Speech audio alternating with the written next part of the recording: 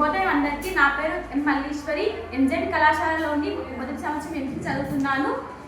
ఈరోజు చెప్పబోయే విషయం ఏంటంటే కాలుష్యాల గురించి. కాలుష్యాలు అనేవి వివిధ రకాల కాలుష్యాలు ఉంటాయి. గాలి కాలుష్యం, నేల కాలుష్యం, వాయు కాలుష్యం, ఇలా ఎన్నో రకాలైన కాలుష్యాలు జరుగుతున్నాయి మన నేలపైన.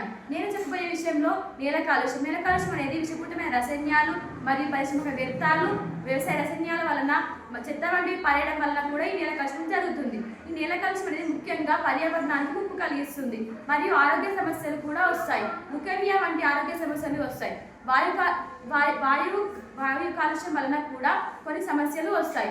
పరిశ్రమల నుండి విడుదలయ్యే కొన్ని రసాయనాల వలన కూడా మన నేల కాలుష్యం జరుగుతుంది. ఆ పరిశ్రమల నుండి వచ్చే వ్యర్థాలు ఏవైతే ఉన్నాయో అవన్నీ నీళ్ళలో కలిసి నీళ్ళలో కలిసిపోతున్నాయి. అందువలన మనకు నేల కాలుష్యం అనేది జరుగుతుంది.